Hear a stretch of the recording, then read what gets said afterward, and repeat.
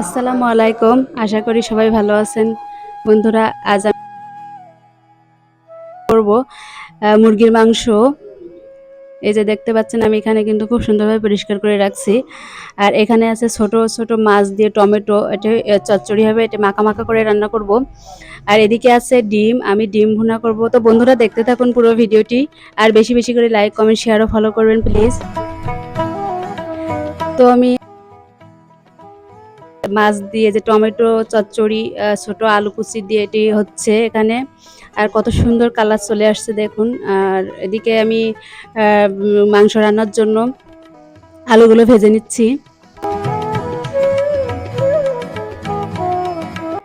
তো আমি মাংস রান্নার জন্য এখানে গরম মশলাগুলো নিয়ে নিচ্ছি। আর আমি মশলাগুলো দিয়ে দিচ্ছি, মশলাগুলো খুব সুন্দরভাবে কষিয়ে নিচ্ছি।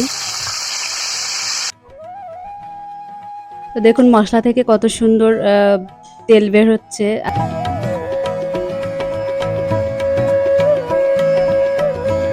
হয়ে গেছে, আর কত সুন্দর কালার চলে আসছে।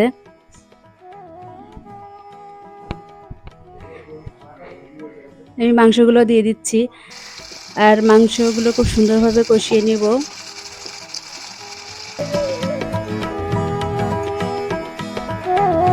এদিকে আমি ডিমগুলো খুব সুন্দরভাবে ভেজে নিচ্ছি।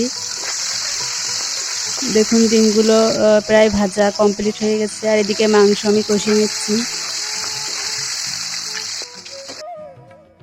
দেখুন, মাংসের কালারটা কত সুন্দর চলে আসছে, খেতে অনেক মজা হবে মনে হচ্ছে। আর এদিকে আমি ডিম ভোনার জন্য মশলা কষিয়ে নিচ্ছি। তো আমি ডিমগুলো দিয়ে দিচ্ছি, আর ডিমগুলো খুব সুন্দরভাবে কষিয়ে নিচ্ছি। আর এদিকে দেখুন, আমার রান্না কিন্তু প্রায় কমপ্লিট। আমরা এখন সবাই খেতে বসবো। দেখুন কত সুন্দরভাবে রাখছে এখানে 3টি তরকারি। আর এই দেখুন, মাছের তরকারিটা কত সুন্দর হয়েছে। আর এদিকে আছে সালাদ, লেবু, শসা আছে, আর এপাশে আছে টমেটো। তো এটি হচ্ছে ডিম ভুনা, আর এখানে মুরগির মাংস ভুনা।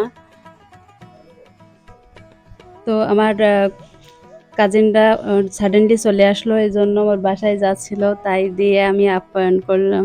তো বন্ধুরা, আমার ভিডিওটি কেমন লাগলো কমেন্টের মাধ্যমে জানাবেন। আর বেশি বেশি করে লাইক, কমেন্ট, শেয়ার করবেন প্লিজ।